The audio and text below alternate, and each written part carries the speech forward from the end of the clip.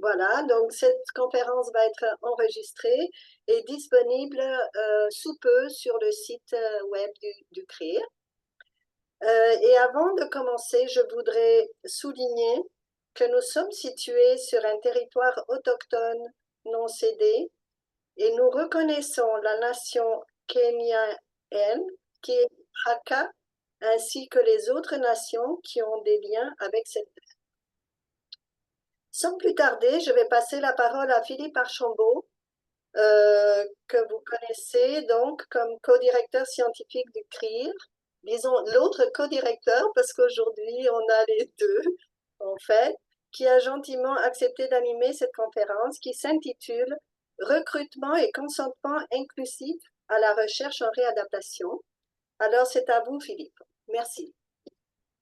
Merci beaucoup Virginia et bienvenue tout le monde. Alors, vu le succès de notre précédent événement du comité EDIA sur les formulaires de consentement accessibles, on a décidé de continuer dans les mêmes thématiques de recrutement inclusif.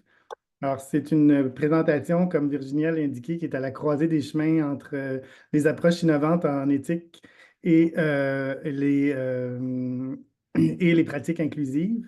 Alors, dans un premier temps, on aura Claudine Auger qui va nous partager une carte conceptuelle couvrant des aspects liés au recrutement en recherche conçu par le comité Pierre. Ensuite, Kate va nous faire une visite guidée du nouveau gabarit du formulaire d'information et consentement qui a été récemment mis à jour par l'équipe du comité d'éthique de la recherche en réadaptation et en déficience physique du CIUS du Centre-Sud de l'île de Montréal. Bon, j'avais beaucoup de propositions relatives afin qu'il soit adapté à une diversité de personnes.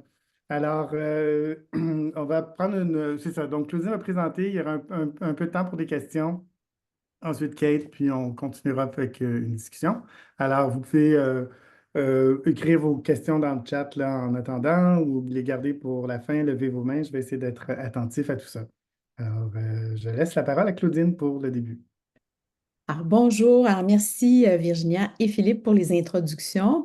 Alors, comme Philippe le disait, quand on a écouté la conférence, on est ressorti de là en se disant c'était vraiment super intéressant d'aborder des principes pour rendre les formulaires de consentement plus inclusifs, mais il y a comme une réflexion qui s'est faite en arrière-plan sur le recrutement dans notre comité, donc qu'on a déjà nommé, là, qu'on appelle le comité Pierre. En fait, c'est Kate et moi, à un moment donné, en sortant d'une rencontre où on s'est dit, ça serait donc intéressant d'avoir un comité où on a le temps de parler de tous ces enjeux-là autour de l'éthique de la recherche et comment faire en sorte d'être comme à l'avant-garde et de se faire inspirer, en fait, par d'autres exemples qu'on voit autour de nous qui pourraient nous faire en sorte que nos stratégies sont adaptées, là, puis bien arrimées aussi à nos besoins en réadaptation.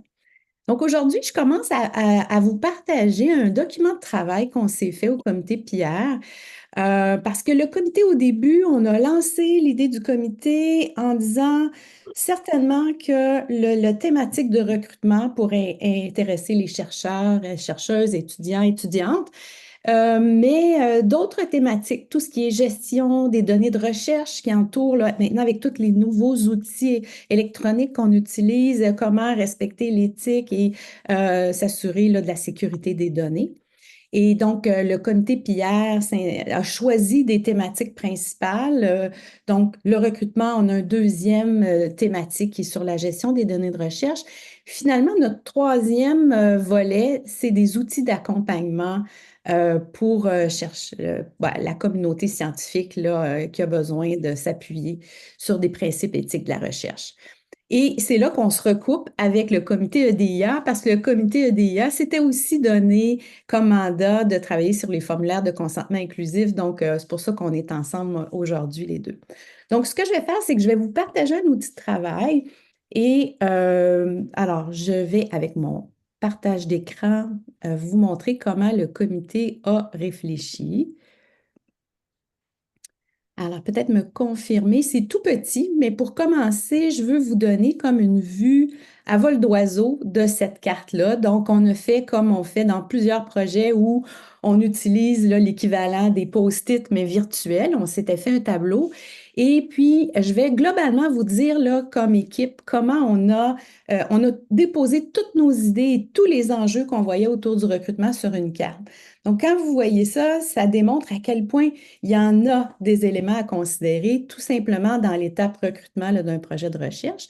Donc, si j'agrandis ici, ce qu'on voyait, c'est dans la question du recrutement, il y a comment on procède pour faire le consentement éclairé. Il y avait des notions là, d'incitatifs à la recherche qui sont indiquées là, dans nos formulaires de consentement. Toute la question de la séquence au moment du recrutement et les rôles et responsabilités. Puis je vais peut-être ici m'attarder sur celui-là en particulier parce que dans notre comité, ce qui est particulier, c'est qu'on a, ici, vous voyez des acronymes, là, on est entre nous là, dans ce comité-là. Donc, on a ce qu'on appelle des coordinateurs de recherche clinique, là, les CRC au CRIR, qui sont des personnes qui se trouvent à faire je dirais, la traduction ou l'intermédiaire entre les équipes cliniques et les équipes de recherche. Puis leur rôle, c'est de capter des besoins en clinique et d'arrimer ces besoins-là avec des chercheurs qui pourraient accompagner des équipes pour répondre à leurs questions, mais aussi dans le sens inverse, des chercheurs, chercheuses qui ont une clientèle ou une intervention qui souhaiteraient tester ou présenter ou implanter. Et les coordonnateurs de recherche clinique vont identifier s'il y a des équipes preneuses en clinique. Donc, ces personnes-là, ici au CRIR, ça se trouve être des personnes qui nous aident au moment où on dépose une demande à l'éthique à faire ce qu'on appelle la convenance institutionnelle, c'est-à-dire que une fois qu'on dépose, il y a une étape où le milieu clinique doit établir s'il a les ressources pour pouvoir s'impliquer dans le projet.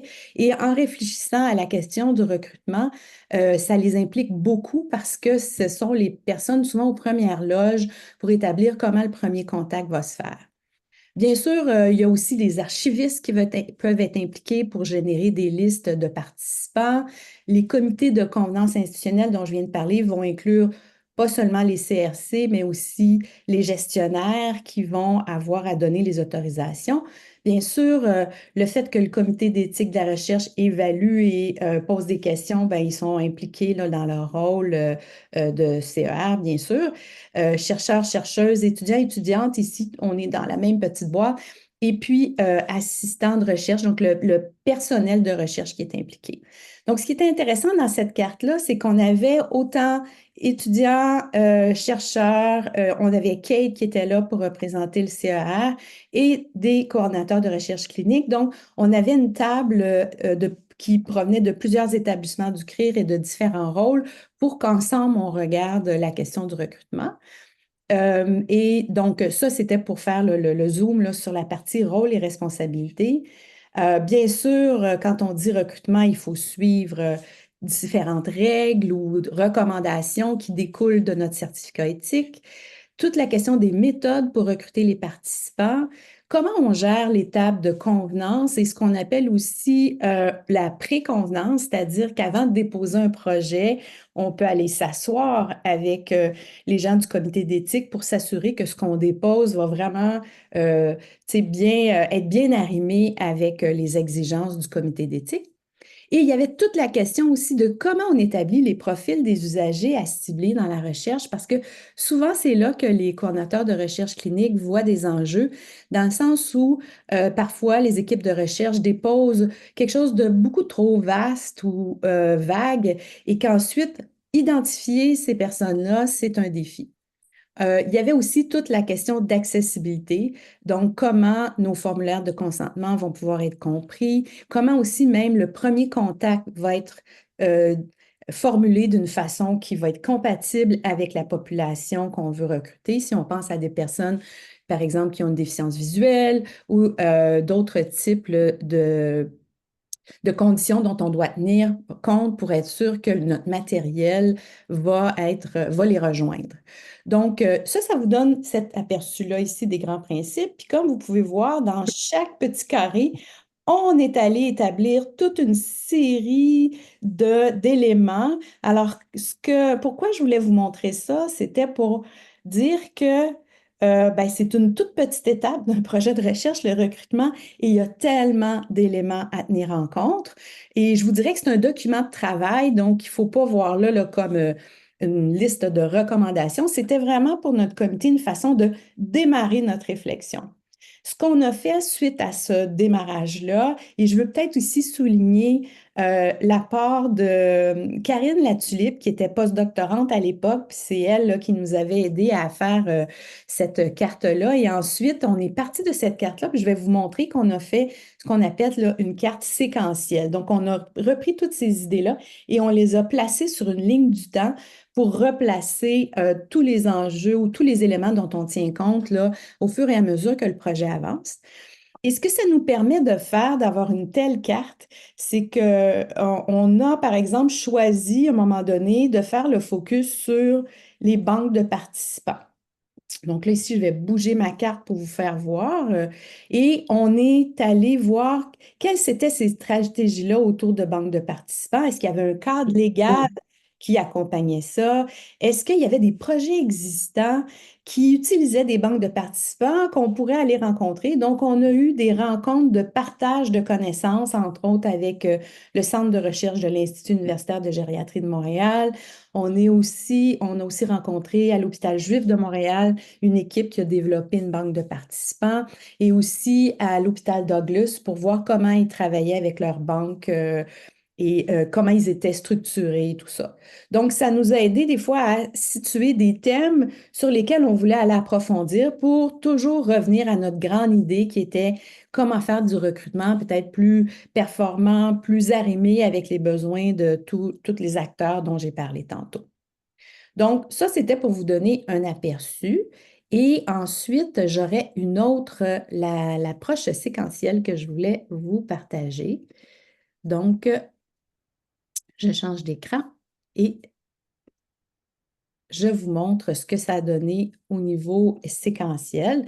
Donc, on a ici donc replacé tout simplement sur une ligne du temps à quoi est-ce qu'on doit penser. Donc, dans un premier temps, par exemple, quels sont, si on veut recruter des gestionnaires, des décideurs, des intervenants, c'est important de préciser la profession, le programme, le nombre d'heures requises, à quelle période on va les solliciter. Donc, toutes sortes de détails qui sont importants de savoir pour les coordonnateurs de recherche clinique qui aident à organiser la convenance institutionnelle. Puis on est allé faire comme ça des différentes recommandations ou éléments à tenir en compte sur la ligne du temps. Donc, vous retrouvez un peu la même information, mais qui est située maintenant sur une ligne du temps. Puis vous voyez que, par exemple, pour le premier contact, une série de questions à se poser et toute la question là, de l'accessibilité, bien sûr, qui entre en ligne de compte quand on est rendu à préparer les documents pour aller chercher le consentement éclairé. On trouvait ça intéressant de vous présenter cette carte-là pour amorcer cet échange-là avec Kate qui va suivre ma présentation. En fait, moi, c'est une présentation très courte que je vous fais pour vous faire réaliser que quand on rentre dans une petite boîte, on peut passer des mois sur une de ces petites boîtes-là en se disant toutes les autres boîtes autour sont intéressantes, mais on s'arrête sur des thèmes, puis ça nous aide à se concentrer et à réfléchir là, à des outils d'accompagnement. Donc, je sais qu'ici, aujourd'hui, il y a beaucoup de personnes qui sont soit étudiants, étudiantes au CRIR, ou j'ai vu aussi des chercheurs qui sont là, mais je pense qu'il y a peut-être des gens aussi qui ne sont pas nécessairement du CRIR parce qu'on avait fait quand même une annonce là, assez générale. Donc, ce comité-là est quand même un comité ouvert. En ce moment, disons qu'on a une représentation là, de toutes les catégories de personnes que je vous ai nommées tantôt. Mais si vous avez un intérêt, là, faites-nous signe. Il y a quand même de la place. Il y a tellement de petites boîtes à développer qu'on a quand même de la place pour les gens qui ont des idées. Donc, s'il n'y a pas de questions, il y a peut-être quelque chose, Philippe, dans le chat. J'ai pas. Non, c'est pour dire que c'est enregistré. Donc, moi, ce serait ça que je voulais mettre. C'est comme une introduction que je vous faisais là avant que Kate entre dans le détail de sa visite guidée d'un formulaire de consentement accessible. Merci, Claudine. Est-ce qu'il y aurait des... Ben, c'est ça, je répète. Est-ce qu'il y aurait des questions pour le moment? Euh, J'en aurais peut-être une. Est-ce que vous avez comme dû reviser par rapport aux changements législatifs qu'il y a eu, là, la loi 25? Est-ce que est-ce que ça a changé votre carte du temps ou conceptuelle pour l'instant? C'est ça. Ben, en fait, Annick Nollet, qui se trouve être la coordonnatrice là, je dirais là, la patronne de Kate, là, qui gère là, Mhm. tous les comités d'éthique au Suisse Centre-Sud. Elle a, en fait, c'est pas coordonnatrice, son titre, là, je ne voudrais pas la nommer incorrectement. Kate, tu pourras me corriger. Donc, elle nous a fait une présentation au comité, mais on n'est pas allé remettre ça dans la carte. Et c'est en la sortant que je dis à Kate, c'est vrai que toutes les EFVP puis tous ces enjeux-là ne sont pas en ce moment dans la carte comme telle, mais il faudrait la mettre à jour, en fait, régulièrement parce qu'il y a toujours des Ouais, nouveautés. Donc, mais il faudrait le faire, là, c'est un bon point. OK, merci. S'il n'y a pas d'autres questions, je laisserai la parole à Kate pour la suite. Excellent. Merci, Philippe. Donc, en théorie, vous voyez le site Internet du CRIR si ça fonctionne. Fait que c'est vraiment une visite guidée, là, au sens que je vais me promener d'un endroit à l'autre et je vous amène avec moi. Donc, en premier, pour la visite, je voulais simplement m'arrêter sur le webinaire dont on a parlé en début de rencontre qui a eu lieu le 30 octobre dernier et que vous pouvez consulter sur le site Internet du CRIR. Puis, je vais bien humblement essayer de montrer là où on a été capable de mettre à profit ces enseignements-là dans notre gabarit actuel là, de formulaire de consentement. Mais je vous invite à la visionner parce que c'est vraiment pertinent. Puis là, la barre de Zoom de partage m'empêche de vous montrer. Donc, c'est dans Partageons nos savoirs, ateliers, conférences en ligne. C'est un très bel onglet que je vous invite à visiter. Il rajoute toujours des choses très intéressantes.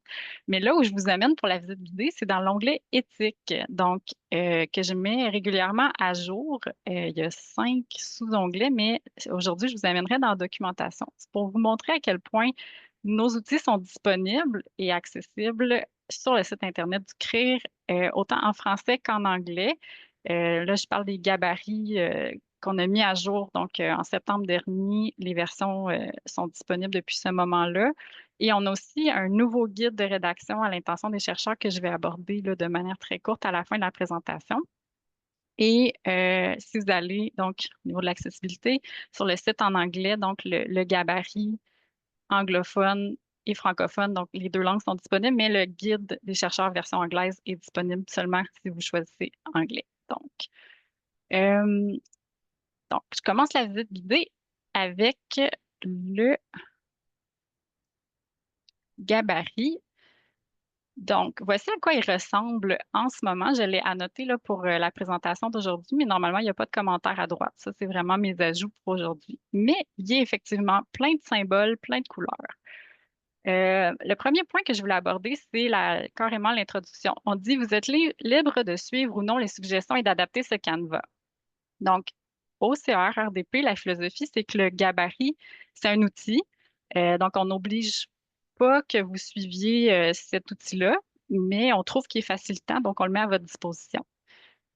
Pourquoi c'est pas obligatoire? C'est que parfois, certains formats différents pourraient être plus inclusifs de certaines populations. Donc, dans une visée là, d'inclusion, de respect des personnes, on se dit que vous pouvez arriver avec des suggestions qui sortent un petit peu ben, tu sais, outside the box. Un exemple, c'est le 30 octobre dernier, justement, on me posait la question à savoir si on pouvait avoir une vidéo, exemple, qui expliquerait le recrutement.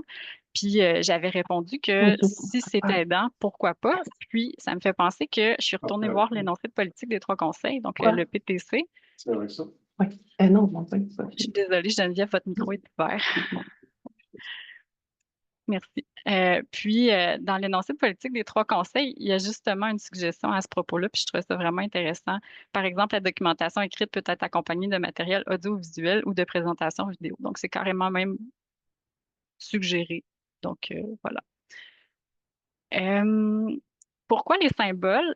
En fait, c'est parce que c'est facilitant pour les personnes qui utilisent un lecteur d'écran.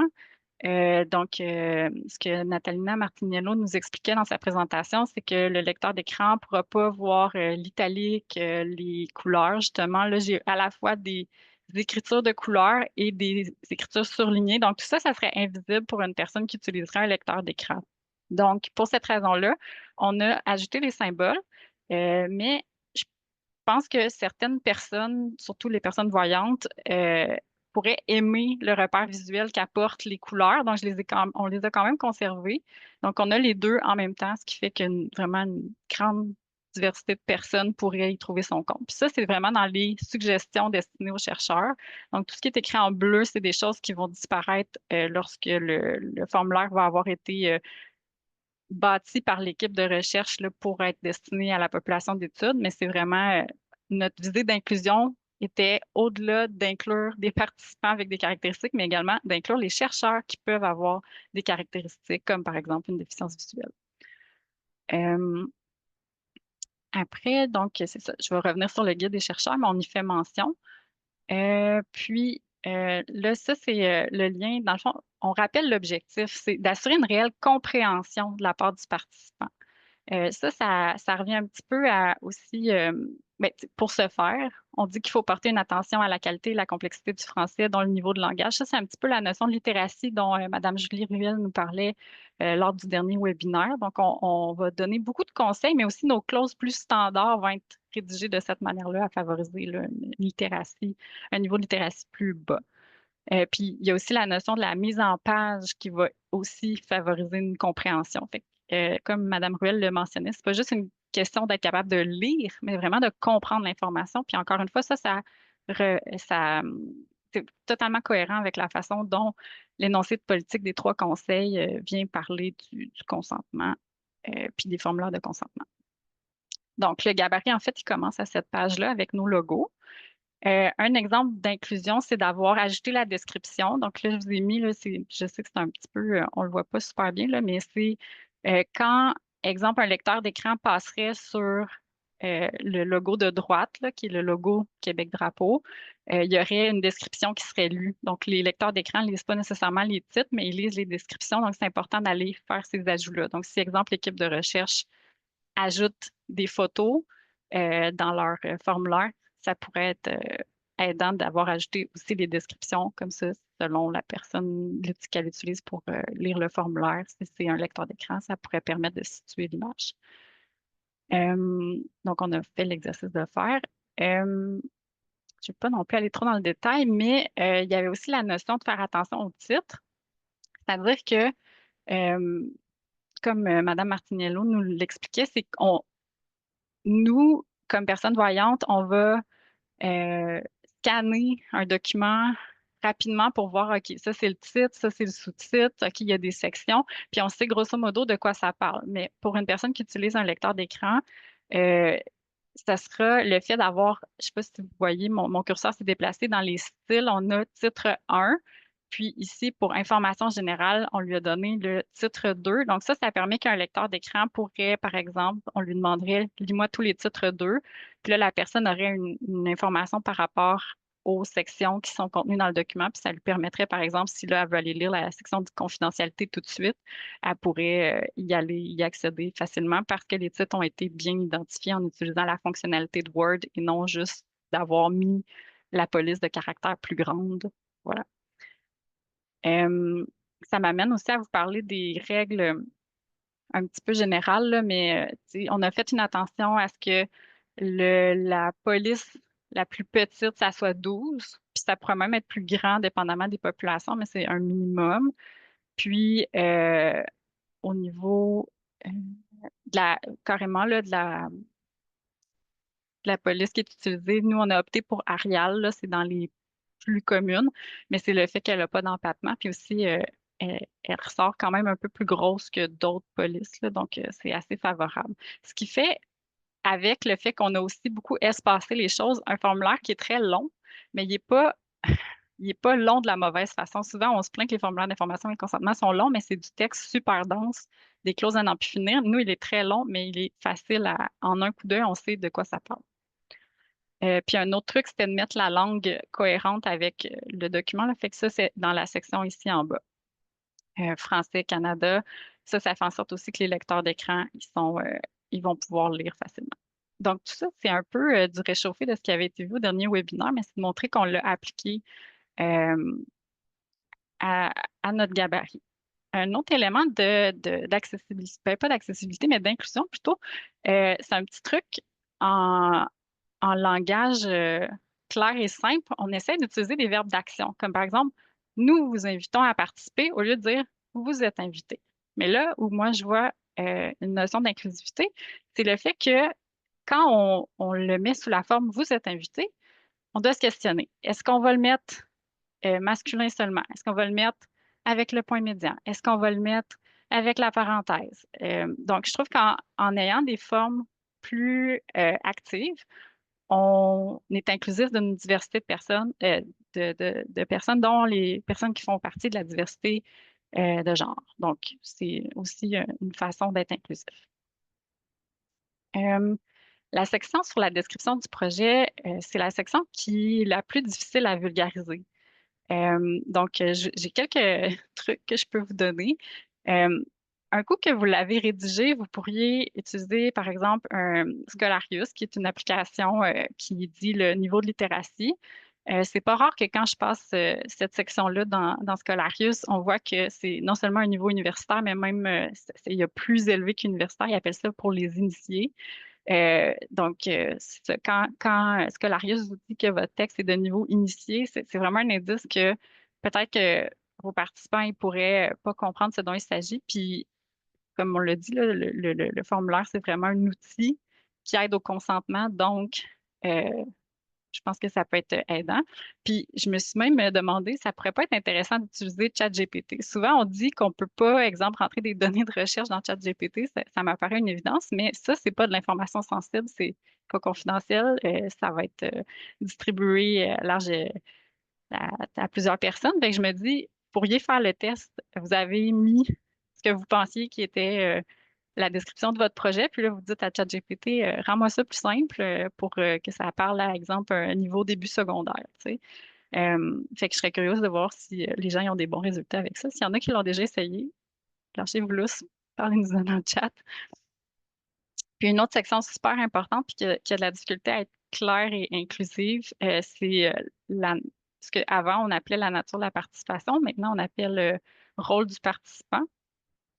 Euh, Fait que c'est là où les trucs que Mme Ruel nous donnait, là, de bien connaître le public cible, ça aide à rédiger, mais les autres éléments qu'elle a donnés que je trouve qui sont dignes d'être rementionnés, c'est par rapport à rédiger avec les personnes concernées, puis le faire des tests avec le public cible aussi. Je sais que ça a l'air vraiment de base comme conseil, mais je ne vous cacherai pas que les formulaires d'information et de consentement, je pense que c'est la chose que les chercheurs rédigent en dernier. Alors, je peux comprendre que parfois, on a envie, tu sais, on est plus à la dernière minute, donc on arrive à la fin de la date limite de dépôt, puis on n'est pas, on n'a pas le temps de le réviser trois, quatre fois avec tu sais, avec notre population cible. Donc, moi, je pense que ça serait vraiment aidant pour tout le monde si on prenait cette étape-là pour la rédiger avec les personnes concernées quand c'est possible, puis minimalement de le tester.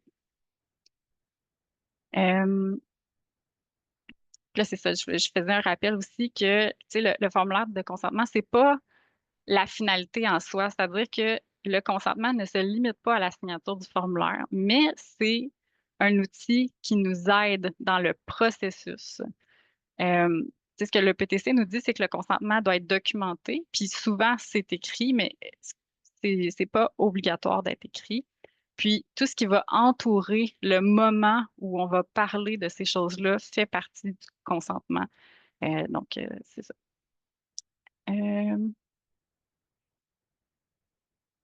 Une petite mention sur les enregistrements. Là, je fais plus loin que l'EDI, mais tant qu'à avoir la chance de présenter un petit peu le gabarit, vous oubliez, les chercheurs, souvent d'écrire si la participation requiert un enregistrement, puis de dire si c'est vidéo ou audio seulement. Donc, ça peut être le nouveau gabarit là, est assez clair. Il y a une sous-rubrique sur ça. Puis, l'accès au dossier médical aussi, on l'a complètement déplacé. Avant, il était loin dans le formulaire de consentement, puis on l'a ramené un petit peu plus tôt parce qu'elle fait partie inhérente de la participation du participant à la recherche.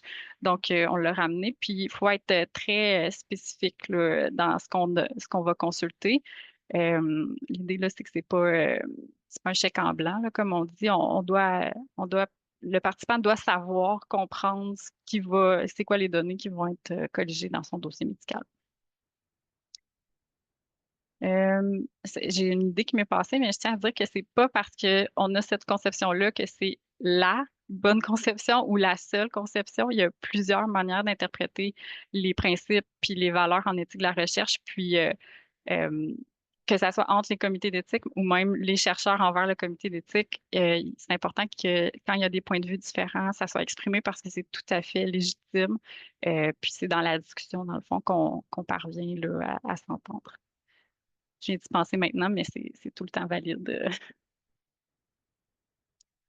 Euh, je vais continuer, juste pour pas trop ralentir. Ah oui. Quand on lit un document, on a tendance à retenir davantage les premiers éléments par rapport au dernier. Un peu comme quand vous avez à signer un contrat, là, je pense que vous êtes plus attentif au début de la lecture du contrat qu'à la fin. Fait que dans le même ordre d'idées, lorsqu'il est question des désavantages et des risques ou des inconvénients et des risques, euh, on, dans ce cas-ci, là, dans le modèle que vous voyez en ce moment à l'écran, il est question des désavantages avant les risques, mais si jamais les risques prenaient une part plus importante comme que les désavantages à la participation, je pense qu'on pourrait inverser les deux sections, puis ça serait plus logique parce que c'est ça, le lecteur va porter une attention accrue, puis on veut que ces éléments-là soient mis de l'avant pour le consentement éclairé. Donc, s'il y a des risques de brûlure, exemple, avec une technologie, ben, ça devrait se retrouver avant le fait qu'il va devoir se déplacer de sa maison au site, puis que ça, c'est vu comme un inconvénient. Je pense que le risque de brûlure ou de chute devrait être mis de l'avant, donc apparaître en premier. Euh,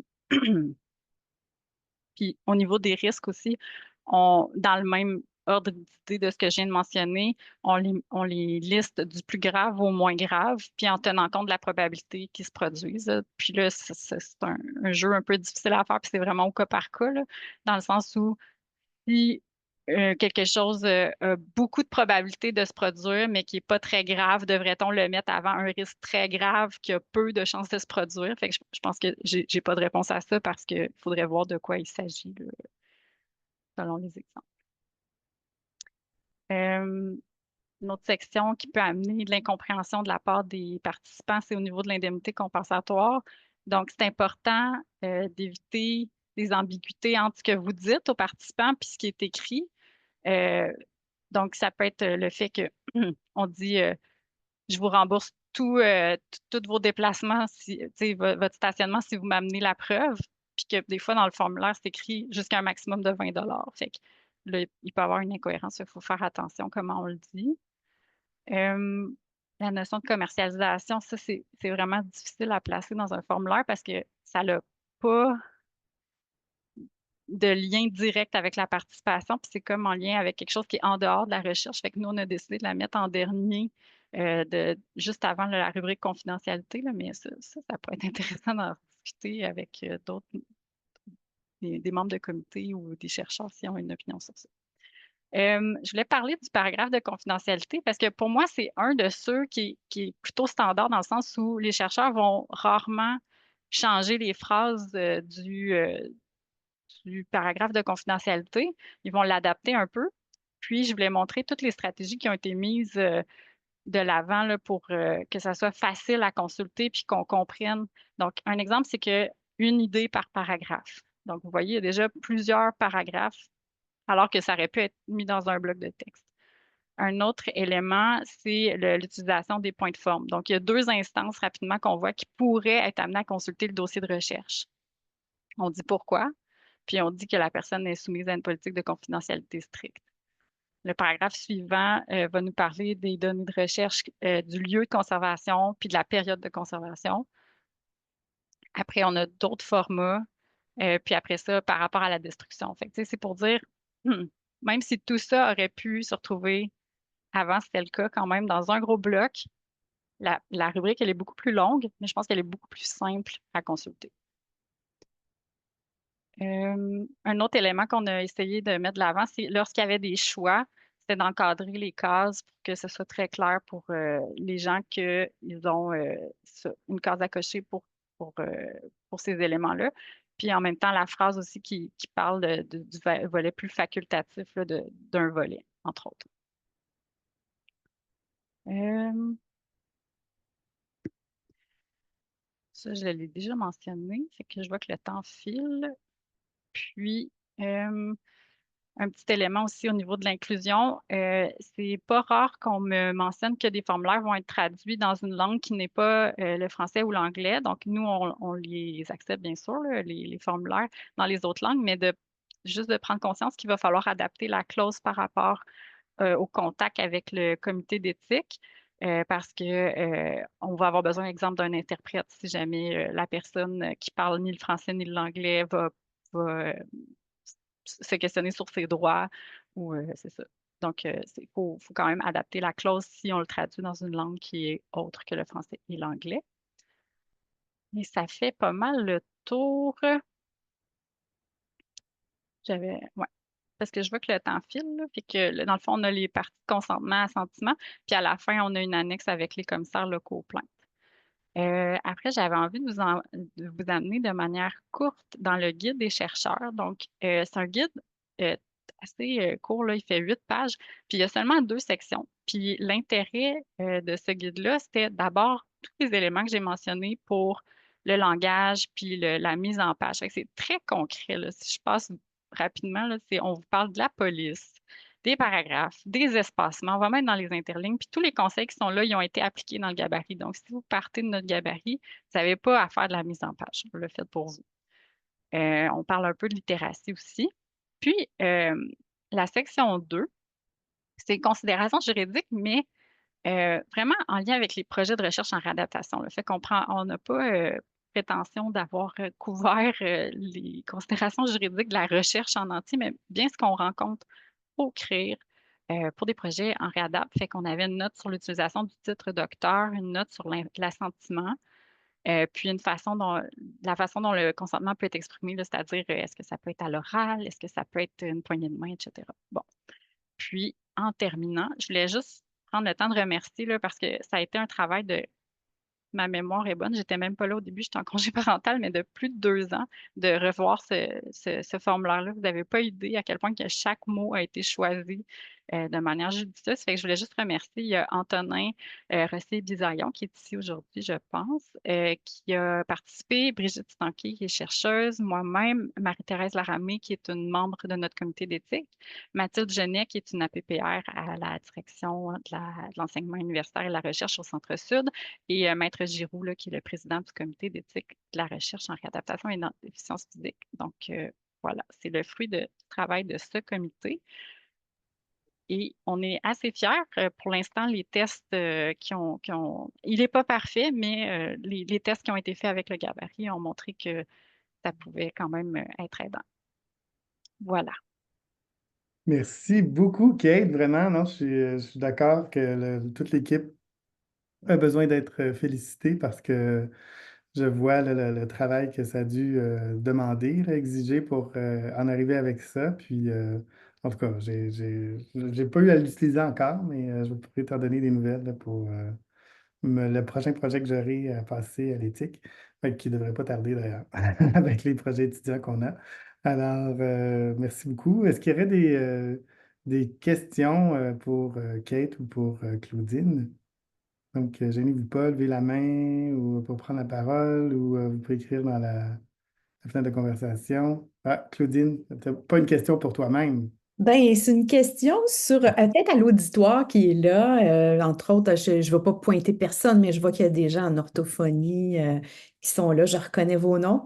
Et je sais que vous utilisez des formulaires qui vont parfois utiliser des pictogrammes ou vous avez des façons, là, vous avez été très créatif et créative, là. Et je vous dirais qu'au niveau du comité Pierre, ça serait intéressant pour nous d'en garder des exemples de ce que vous avez fait. Puis j'imagine que le comité EDIA aurait la même position. Je sais que vous partagez des documents. Je ne sais pas si Virginia, tu as commencé à en collecter des exemples de formulaires comme ceux-là, mais je trouve que ça serait intéressant qu'on aurait comme une banque de bons exemples là, pour ceux qui sont prêts à les partager. Puis, ben, c'est sûr que à la lumière du gabarit, ils auront peut-être des façons différentes de se présenter, là. Je vois que Natacha elle a ouvert sa caméra, donc peut-être qu'elle va vouloir répondre. Oui, je sais que Stéphano vient d'en faire un super beau avec l'aide de Carole Anglade. Carole, c'est la queen, là. Ça fait que si vous voulez avoir une expertise pour l'utilisation des pictogrammes, en particulier pour les personnes aphasiques qui ont des difficultés de compréhension. Donc, voilà, c'était mon petit grain de sel. Je ne sais pas s'il y en a qui ont utilisé la vidéo aussi dont on a parlé, là, peut-être nous partager comment vous avez trouvé cette expérience-là. Ah, Dalia a levé la main. Oui, ben, j'allais dire, bonjour. J'allais dire que peut-être vous avez déjà regardé, mais on l'avait commencé à réfléchir avec Joël Montanez quand ils avaient fait leur dépôt. Il avait fait son dépôt pour un projet chez les employés dans les zones chaudes pendant COVID et dans les employés, on voyait ça large, les professionnels, mais tout autre employé aussi. Et dans ce cas-là, on réfléchissait qu'en effet, les formulaires de consentement standards étaient peut-être pas accessibles à tous les employés. Et on avait commencé, je me rappelle qu'il y avait une discussion qui avait été amorcée, puis on avait fait certaines modifications, mais c'était comme une première, un peu, je pense, au niveau du comité, ce qui faisait qu'on n'avait pas vraiment encore de guidelines et tout. Il y avait des propositions à ce moment-là, ça peut être utile de les regarder, retourner là-dedans. Vous l'avez peut-être fait, là, mais je voulais juste vous le rappeler. Peux-tu nous dire c'est à quel comité d'éthique que ça a été déposé, celui du Oui, CR? c'était au Centre-Sud. Je sais que c'est confidentiel, donc Kate ne peut pas nous partager des choses sans que le chercheur nous autorise. Donc, ça prendrait peut-être comme un contact que tu pourrais faire, Dalia. J'étais la chercheure avec Joël. OK, donc tu peux nous l'envoyer. OK, donc l'autorisation, je ne sais pas de quoi tu as besoin, Kate, là, mais ou si tu peux Probablement, nous mais Kate a l'envoyer, peut-être Dalia. déjà les documents, là, je ne veux pas, mais c'était juste, je me disais, ça, c'était un des dossiers, des grands dossiers, on avait vraiment, c'était vraiment travaillé là, pour l'accessibilité avec des pictogrammes et pour OK. simplifier le plus possible. Donc, OK, ben, je vais mettre une note de t'écrire pour que tu me OK, l'envoies. Puis d'accord, je sais que Mohamed est là, puis il coordonne le comité Pierre, là, donc peut-être que ce sera lui parfait. qui communiquera. Bon, mon Dieu, c'est moi qui anime, mais j'ai levé la main. Euh, c'est pour répondre à... C'est ça, dans un projet qu'on a déposé l'année passée, on a des pictos, formulaire de consentement avec picto, euh, qui était fait par Alexandra, qui était postdoc avec moi, qui est orthophoniste aussi. Puis elle a présenté sur les formulaires avec pictogrammes. Mais tout ce que je voulais dire, c'est la complexité de la mise en page dans ce cas-là. Pas juste de trouver les pictogrammes, mais bon, la façon dont elle avait fait, je sais parce que j'en ai comme des fois édité des bouts, là, mais c'est de faire un tableau, un grand tableau, puis là, on a la phrase dans une plus grande cellule, puis le picto qui va dans la cellule à côté, puis on fait comme ça. Fait que je ne sais pas si ça a des enjeux par rapport à l'accessibilité après ça, parce que mais peut-être que non, mais tout est dans un tableau, donc qui est invisible, là, mais donc pas de bordure. Mais donc un peu comme si on avait un Excel avec deux colonnes, puis on a chaque paragraphe avec le picto, un paragraphe, un picto, mais après ça, quand on rentre les titres, en tout cas, faut comme couper la table, mettre le titre. On fait un autre tableau avec donc chaque paragraphe, chaque texte de section devient un tableau. Là, c'est quand même du sport. Word n'est pas super bien fait pour ça, disons. Mais ça finit par. Donc, ça se fait pas en 30 secondes. Là. C'est ça. Alors, je ne sais pas, peut-être probablement que des exemples pourraient aider. Là.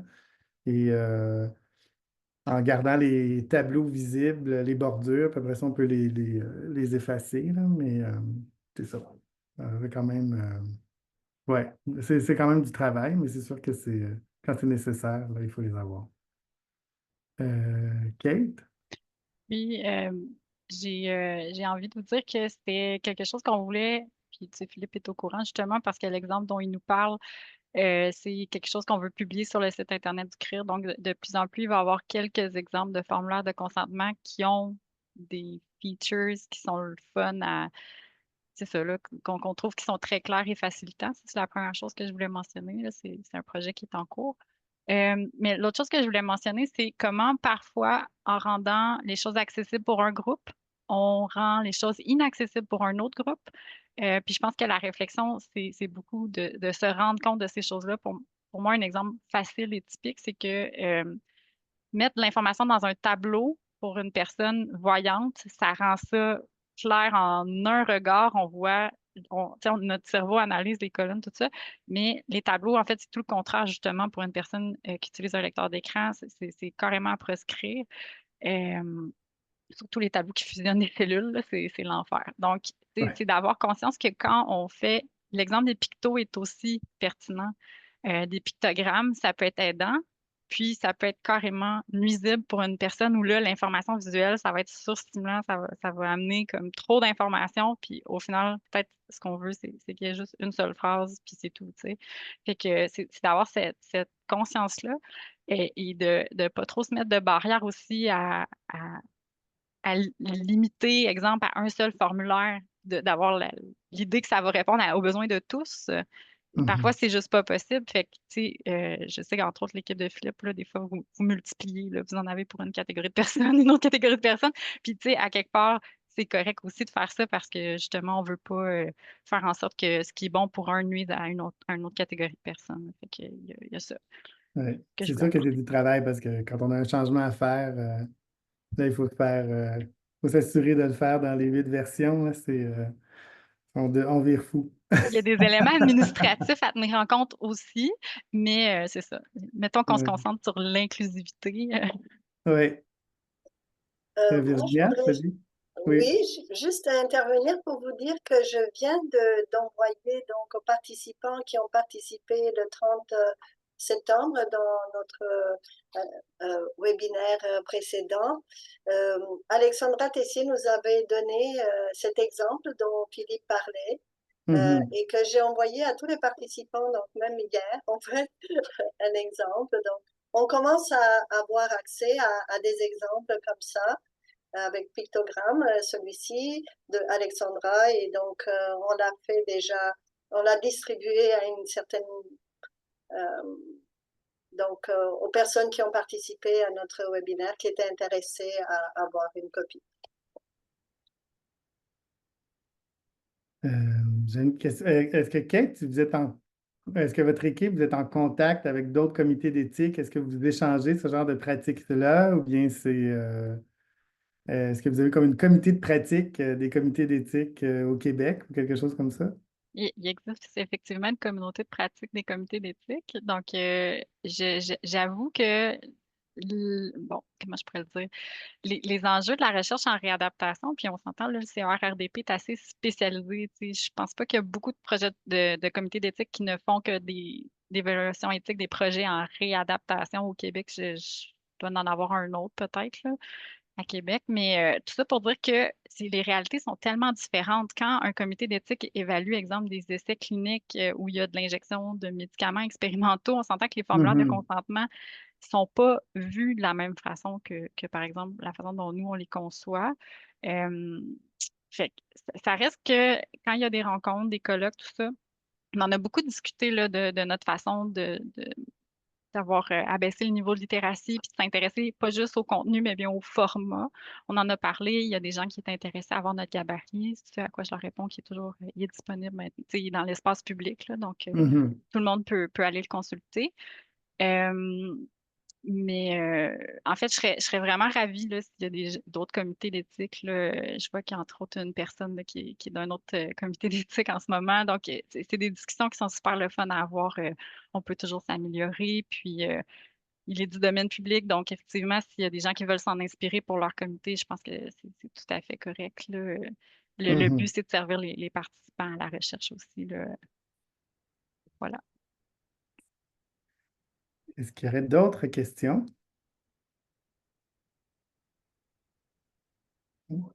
Dans ce cas-là, ben merci. J'aimerais remercier Claudine et Kate. Merci beaucoup à vous deux pour ces informations. Et merci à tout le monde d'avoir été présent. Je pense que le webinaire est enregistré, donc s'il y a eu des absents, il pourrait être visionné. Et je ne sais pas si Virginia t'aurais... Je te laisse le mot de la fin. Hop, avec un micro. Oui, voilà. Donc, c'est plus facile comme ça. Ben oui, je vous remercie d'avoir participé. Je trouve que ça a été très, très éclairant et très concret, justement. C'est ce que l'on veut. C'est vraiment formidable. Je pense que c'est déjà hands-on. On peut aller voir. C'est vraiment génial. J'ai beaucoup, beaucoup apprécié. Et aussi, donc, l'enregistrement va être publié sur le site du CRIR bientôt. Donc, vous pouvez aussi communiquer avec moi par courriel, avec moi ou avec Administration CRIR. Alors, ça va nous faire plaisir de vous répondre. Alors, merci et puis voilà, c'était vraiment très éclairant. Bon après-midi. Bonne journée. Merci.